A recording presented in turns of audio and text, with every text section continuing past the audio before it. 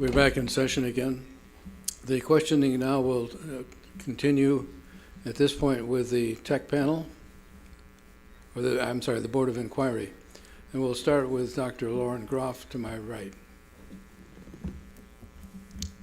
Thank you, Chairman Weiner. Thank you to the panel. My first question, you mentioned the excellent configuration of the equipment in the Hagwon aircraft. Could we just detail again, just to clarify, what avionics package was in the accident aircraft? Yes, sir. So all of our 208 aircraft have the Honeywell TAWS unit, in addition to dual GPS receivers, in addition to a Garmin MX200 moving map, in addition to a radar altimeter. And was all of that equipment functional on the day of the accident? Do you know? I believe, I would have to look back, I believe the ADSB out was deferred and everything else was operational on the aircraft. Okay, so the terrain display, for example, on the Garmin, the 200 would have been available and working? Yes, sir. Thank you. Thank you. Mr. Ishihara, you mentioned in your presentation, you made a point that the installation in these aircraft did not have the terrain display and the connected radar altimeter.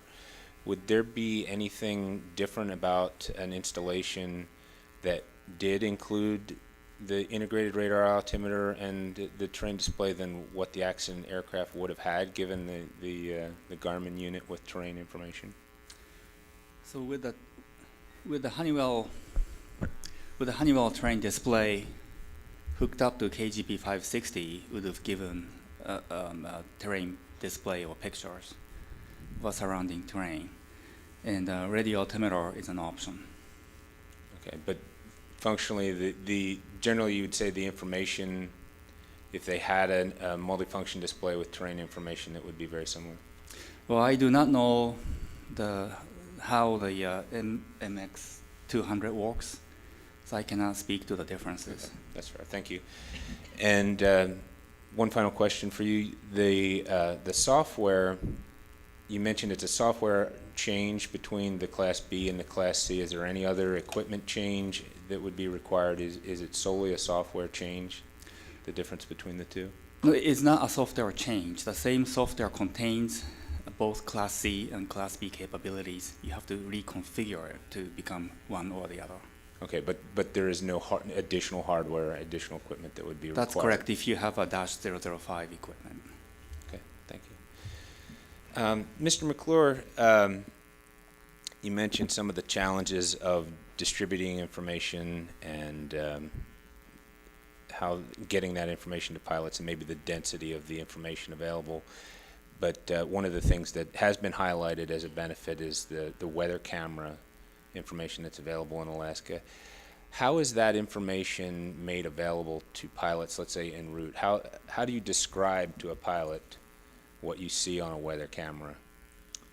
The way that flight service uses the weather cameras, our specialists will look at the current imagery, which is updated somewhere in the neighborhood of every 6 to 10 minutes, and compare that to a clear day picture that is created by the weather camera office in places where such things are available, which is not uniform throughout the system. But if there are both distance markers,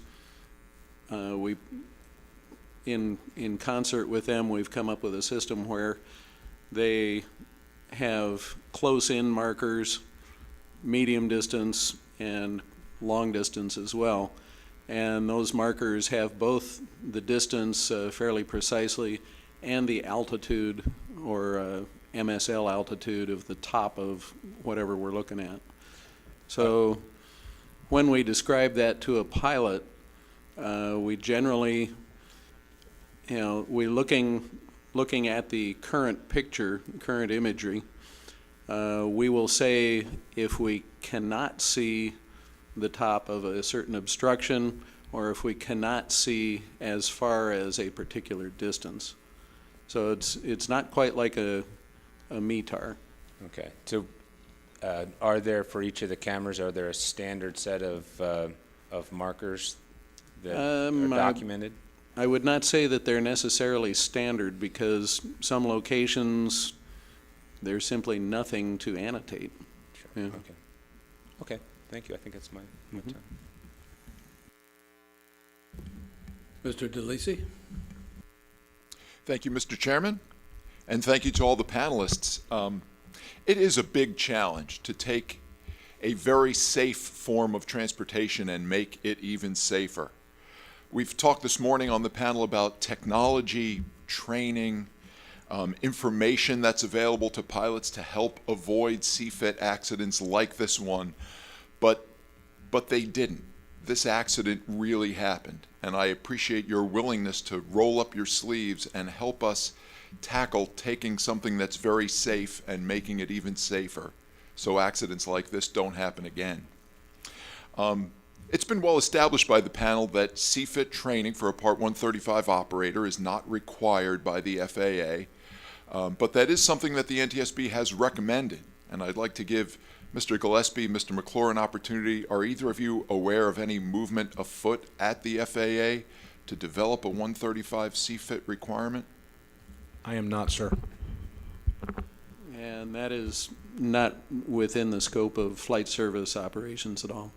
Thanks. Ms. Witt, you talked about the training that a new Hagwon pilot would go through with regard to CFIT. I'm trying to figure out, that training is something, some of it must be what Hagwon determined was appropriate training. That's partly true in that everything that we do is what Hagland establishes is appropriate, not just some of it. So you drew upon your own thoughts about what appropriate CFIT training would be. I think you may have also mentioned the Flight Safety Foundation as developing guidance for CFIT training. Did that factor as well into the program that Hagwon developed? Yes, sir, it did. What about the Medallion Foundation to earn the CFIT star? Did they recommend some types of CFIT training that you incorporated as well?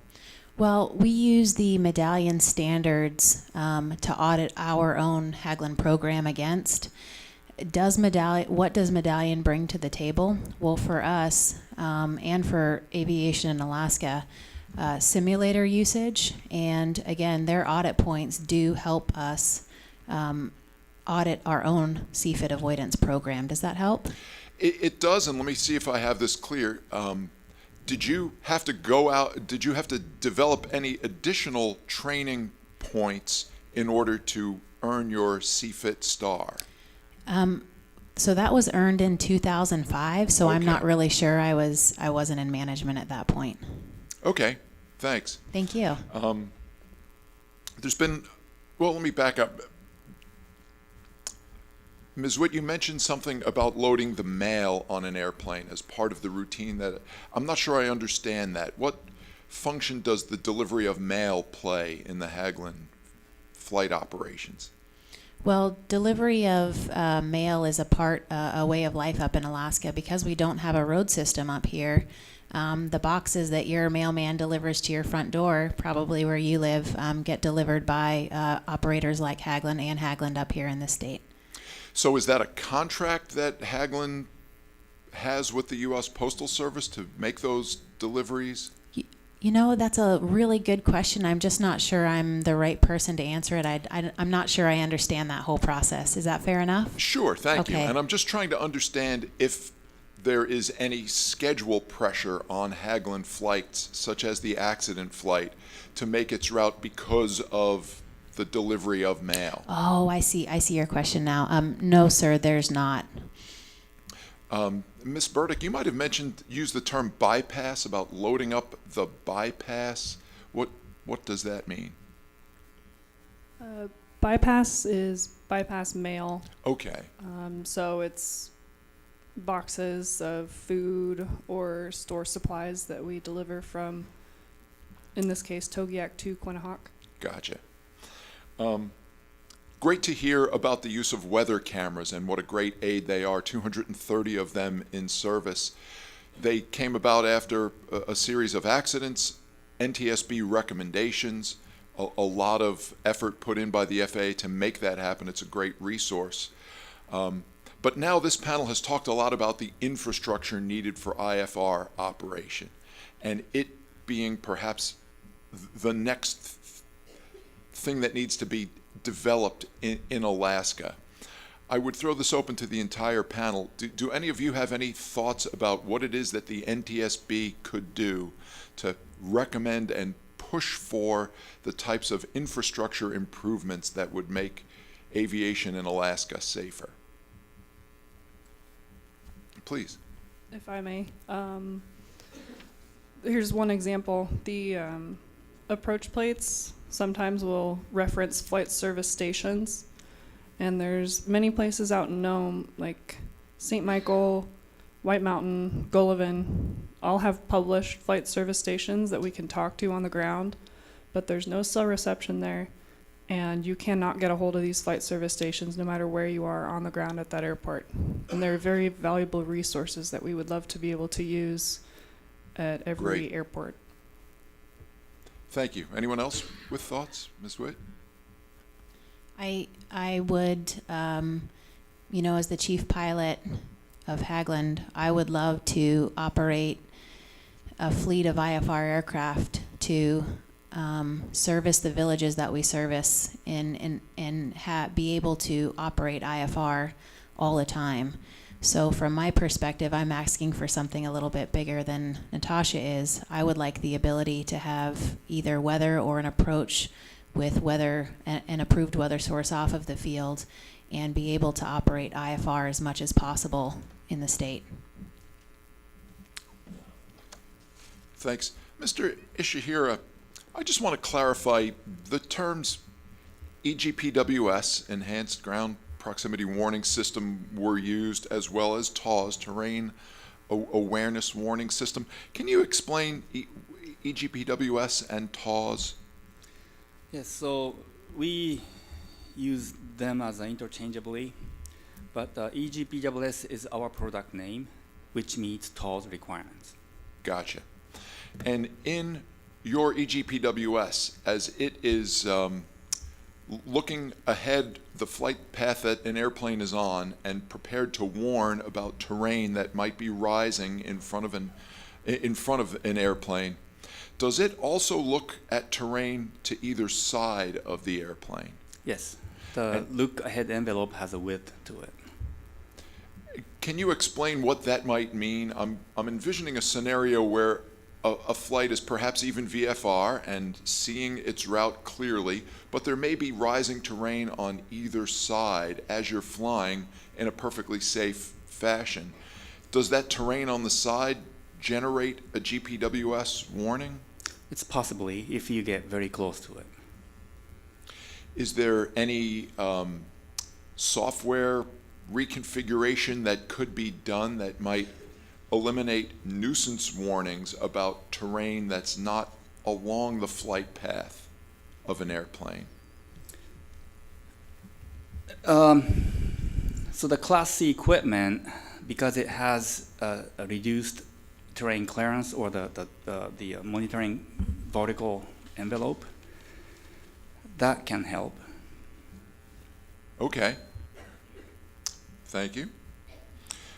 Ms. Burdick, when you're flying a flight, say from Quinnahalk to Togiak, can you help me understand, are you flying, pointing your nose at Togiak and just going straight there, or are you flying a route? That depends on the weather. If it's 10 and clear, we might climb up and just go direct. And other situations, you could go through the valleys between the peaks. And in that case, depending on how high you were, you would have to deviate from a direct line. Would your, on a day where it was clear, would your goal be to get above the highest terrain that you would have to encounter and fly there, or? Yes. Okay.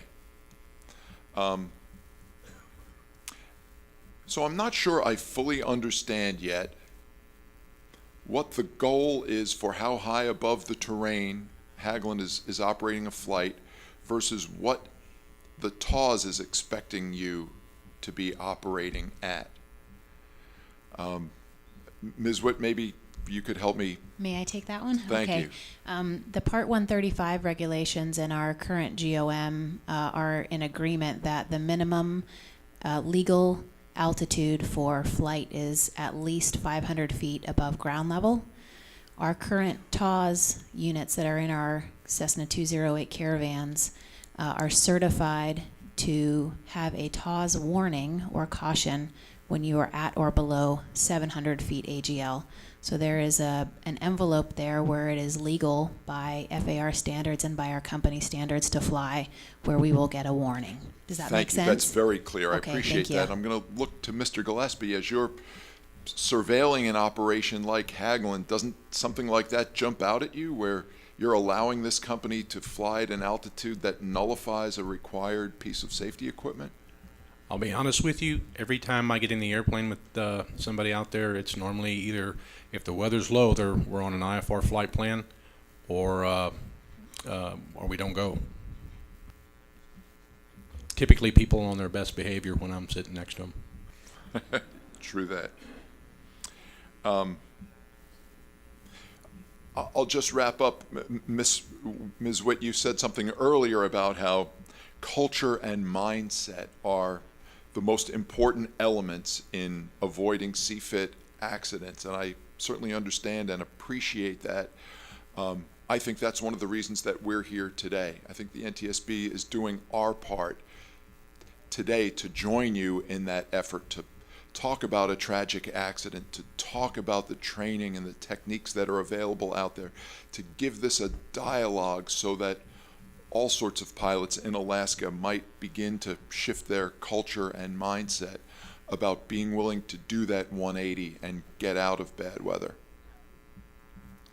I really appreciate that. Thank you very much. Thank you. No further questions. Okay, let me start with a question for Ms. Witt. The accident airplane had a radar altimeter in it, is that correct? Yes, sir. Was it part of the operational, was it on the MEL? Yes, sir. Was it connected to the enhanced ground procs? I can't definitively say yes or no, sorry. I would have to confer with our maintenance department to answer that. All right. Mr. Ishihara, if the ground procs unit, the EGPWS, did not have radar altimeter, would it have been performing with the same kind of accuracy and capability? Well, the accuracy is can be a relative term. However, the Class B TAWS, the primary function does not require radio altimeter. Does not require radar altimeter. What is missing from the capability if there's radar altimeter missing? First, I would have to check with the install manual as to if the Class B TAWS can take radio altimeter inputs, and I do not know the answer to that currently. Okay, thank you. That's what you said earlier. Pilots are now able to record if they had to inhibit the TAWS alert function. In your view, is there a time where inhibiting the alert function is necessary for flight safety? Yes, sir. And what would those situations be? Those situations would be what the TSO refers to as nuisance warnings. So the guidance talks about where the aircraft is in a safe legal position and you still receive a warning or a caution. And what would be an example of some of these nuisance alert conditions? So if we take Natasha's flight, for example, from Quinnahock to Togiak, there were multiple times where she was at a legal altitude between 500 AGL and 700 AGL and received either a caution or a warning. Okay, given that you've inhibited it, and you said there was an indicator light in the pilot's field of view, how easy is it to ignore that? It's a really bright white light. I won't use the word impossible, but it's very, very difficult to ignore. And you say it's a white light. Yes, bright white. What are other warnings in the flight deck that are also white rather than red or amber? Ordinarily, if it's a warning light, it's not a white. White would indicate that it's just flight information. Natasha, did you want to take that one? There is a low airspeed warning light that's white.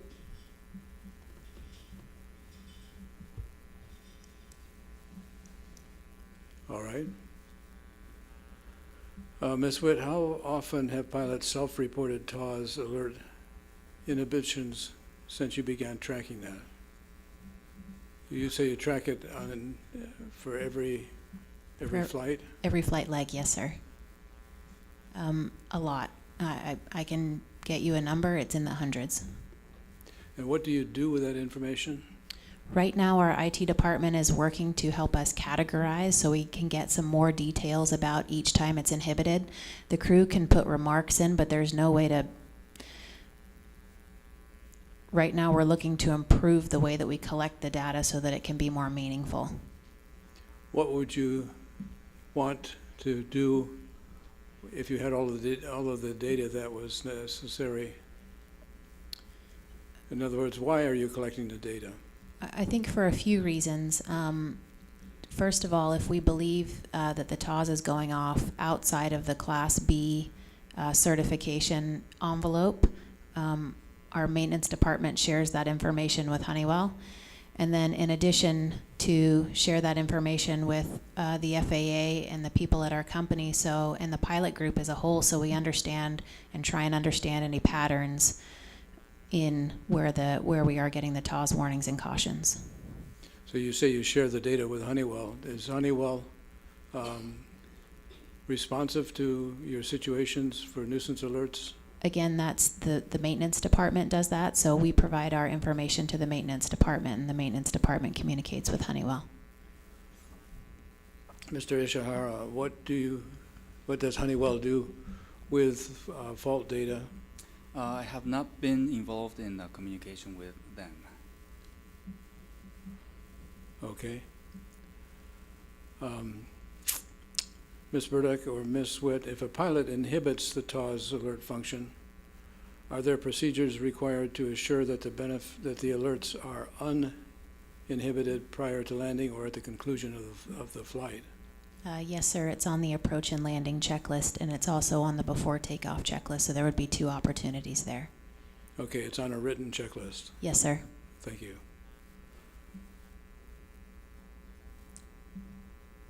Ms. Burdick, I understand you can't give a precise number, but can you say roughly what percentage of flights that are turned around due to deteriorating weather en route?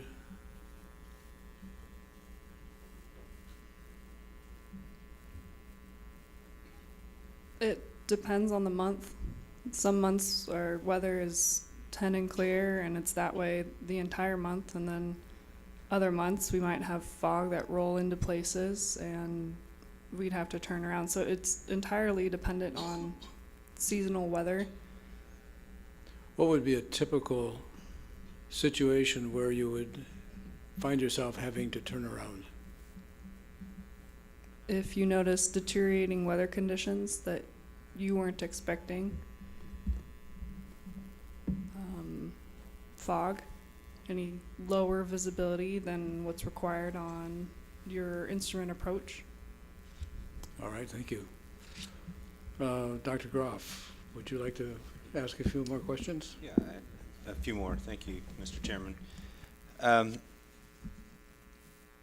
Ms. Gillespie, you mentioned that you actually have flown the route of the accident, or excuse me, Ms. Burdick. You mentioned that you actually flown the accident flight route IFR.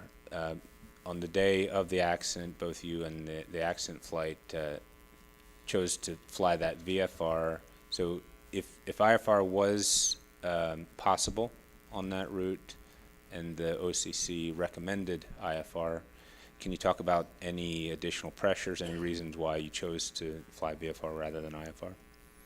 There were no pressures for us to go VFR, but as Mr. Gillespie mentioned, it is very difficult to fly that route IFR if ATC doesn't give you your clearance right away.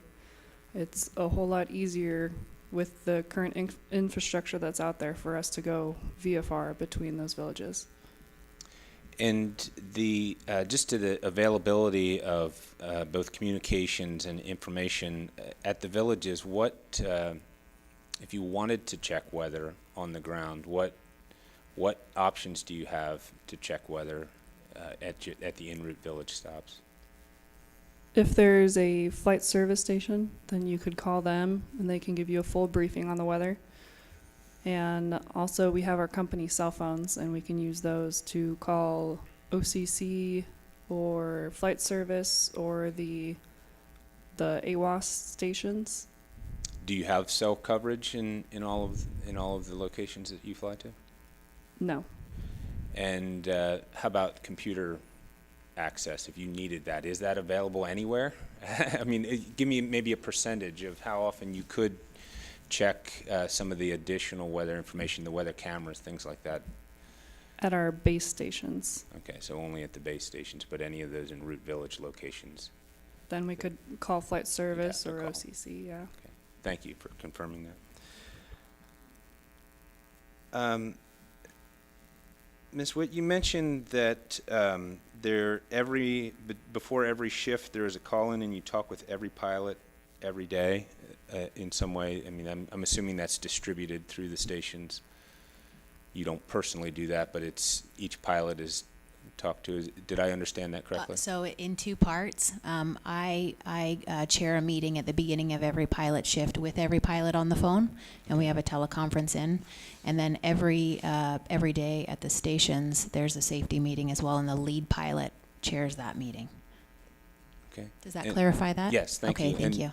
is that something that was started since the accident, or has that been in place for a while? Been in place for a long time. So back to when I was flying the line. Okay. And Ms. Burdick, were you involved in that meeting on the day of the accident? No. And was there something special about that day, why that meeting didn't occur? Yeah, Sundays meetings don't normally occur because everybody comes in at various times. Sunday is usually our day to sleep in if we choose to. That day, the flights that we did were completely voluntary. There's always different times that we can move that bypass from Togiak, and we just chose to wake up at an earlier time than what everybody else does on a Sunday. Oh, so the actual schedule of the flights was non-critical or non-specific on the Sunday? Is that what you're saying? So that scheduled run is not a critical run. Okay. All right, thank you. I think that's all the questions I have. I have one follow-up question. The simulator training for CFIT response, can you describe how that's implemented in the simulation? Or when do pilots encounter CFIT alerts as part of their training process? I'm really sorry. I'm not sure. Would you like me to walk you through our simulator process? Yes. Okay. So we have simulator sessions that for initial new hires where the CRM and CFIT avoidance scenarios are, for lack of a better term, sprinkled throughout the entire program. So we focus on the three scenarios, the inadvertent into IMC, the whiteout conditions, and the flat light conditions, in addition to operational issues such as ATC outages that we actually encounter every day out in the villages and how to deal with those, and focus on ATC errors that have happened in the past and led to other companies' accidents. We've lessons learned, and it's not for initial new hire training. It's a lot of time and energy sprinkled throughout the entire program. I think you'll find it's really similar. I've done some 121 simulator training where you don't come in and one day is dedicated to CFIT. You see different scenarios sprinkled throughout the entire training. Does that help? Yes, thank you. Okay. Does the tech panel have a small number of questions left? Yes, sir. I think we could do 2 questions.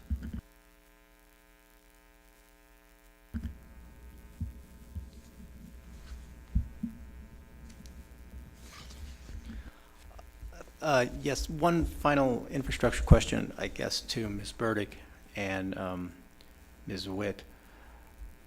How many, if any, airports, villages that Hagwon flies to lack all of these things?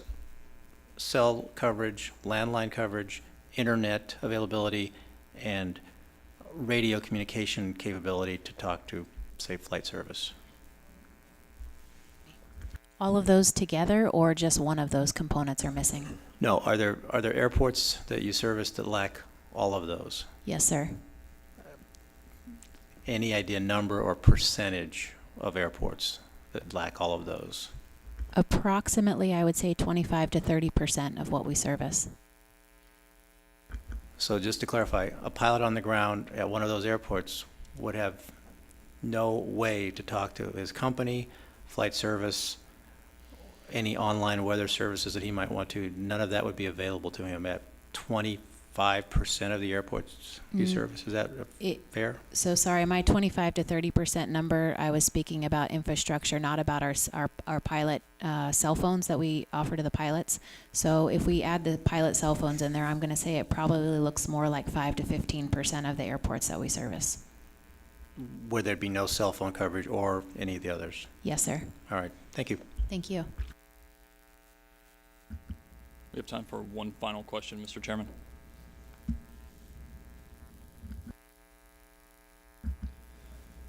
Ms. Witt, if Hagwon is aware that the floor on the TAWS is 700 feet, why set yourself up for failure or ingrain into the pilots a complacency by allowing them to fly at 500, knowing that the alerts are going to be continuously going off unless they're deliberately inhibited? Well, just to make sure I understand your question, the manufacturer allows for deliberately inhibiting the TAWS during a nuisance warning. Nuisance meaning you can ascertain that the aircraft is not in a position to hit terrain. I think if you're asking why don't we change the 135 regulations to match the Class B, I would say that's well outside of my purview. Would you maybe clarify just a little bit what you're asking? Yes, ma'am. Instead of changing the 135 regulations, what about changing the company policy so that you cannot fly lower than 700, knowing that that's where the terrain alerts will begin? Okay, that's a fair question. It's a good question. I think the reason is because we're interested in not only operating to the level of safety of the regulations, we are interested in operating to the highest level of safety. I do not believe there is anything inherently unsafe about operating at 500 AGL. Frequently in Alaska, we have weather conditions that where we have a ceiling that doesn't allow us to operate above 500 to 700 AGL, and I believe each and every one of those operations is safe, legal, and best practice. So I think changing the way that we operate to fit a rule that doesn't necessarily fit is the wrong approach. And here's the bigger problem with that solution. It fixes what we do at Hagwon, but it doesn't fix an industry-wide issue where the certification doesn't match the current regulations. So if Hagwon decides we're going to up the VFR limits again, I don't think that necessarily makes us any safer. How about all of the hundreds of other operators that operate these units under Part 135? I think it's really just it's a small piece of the puzzle. And again, as chief pilot, I have full discretion to operate at the highest level of safety, and I'm not sure that me changing that to be a company policy would necessarily result in us operating any safer. Okay, thank you. Thank you. Mr. Chairman, this concludes the questioning by the technical panel. Thank you. This concludes the questions for panel 1. Are there any action items from this panel? Yes, sir.